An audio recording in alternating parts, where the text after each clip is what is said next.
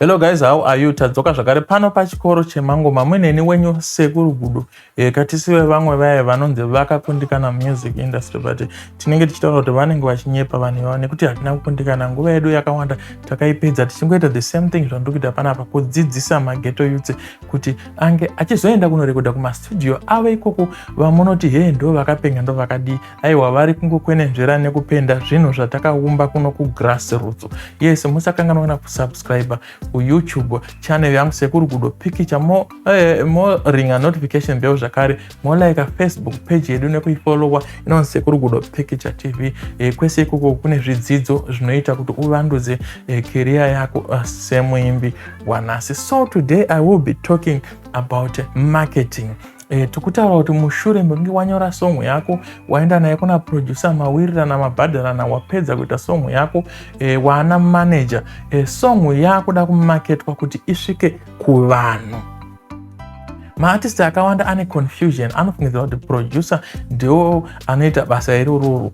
Aiwa, producer harizi basa rake. Kune team kana kune vanhu vakatongomirira chikamu ichocho chekutenderedza chipo chako kana kutenderedza ngoma kana kuti kuexpose kana kuti kukwisa pa spotlight kuti unge uchizikanwa nechaunga chevanhu. So vanhu ivavo inenge ichinzi marketing team. Kune vanhu vakatongomirira kuita izvozvo kuti kana uchinge wapedza kuimba song yako, wabata song yako mumaoko, unonova approach kuti ndoda kuti imeme mutenderedze song yangu kana mufambise shoko rekuti kuna Tobias kana kuna Nganangana kuna Grace ari kuimba ane song yake yakadai. Vanhu ivavo vanotora song yako vowirirana newe arrangements amunenge mawirirana kuti uchavabhadharira kana kuti vari kukuita for free. I don't know zvamunenge mawirirana, but kazhinji kacho vanobhadharisa. And marketing is another stage inoignoiwa nevanhu vakawanda. Vanofungidzira kuti zvinhu zvinongoita zvega. No, it's another stage yekuti inofanira kunge iri mubudget mako, budget rako raunenge uchifanira kunge uchiita rekuti kana wasvika pastage iyo unofanira kutoburitsa futi mari.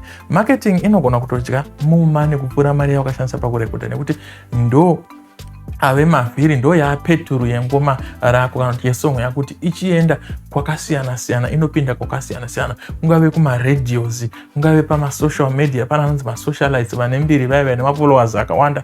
Unogona kuvashandisa kuti vange vachiita se vachiparadzira nezveshoko rekuti une zvinyowani zvawakaburitsa, ringave album kana kuti single. So kana uchiita budget yako yemusic, make sure waita set aside a certain amount of money yekuti ugopa vanhu ivavo vanonzi vemarketing.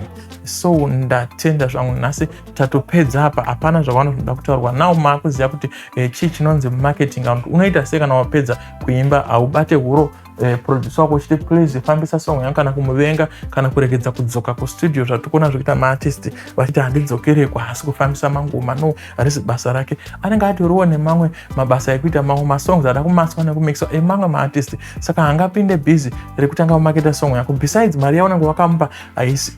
Marketing ndiye kungorekodha ende basa rake akatopedza. So after that tikuti chienda unopa marketing team, approach ma radio, ma TV stations, then moita ma arrangements amunoita kungave kubhadharana kana uri kuitwa mahara, charity, I don't know. Kuapproach wama socialites, vamwe vane mukurumbira pama social media platforms kuti vakufambisire shoko resong yako. Saka ndatenda zvangu yapera zvedu nyaya yatati nayo nhasi. Nyaya yedu yange iri yemarketing.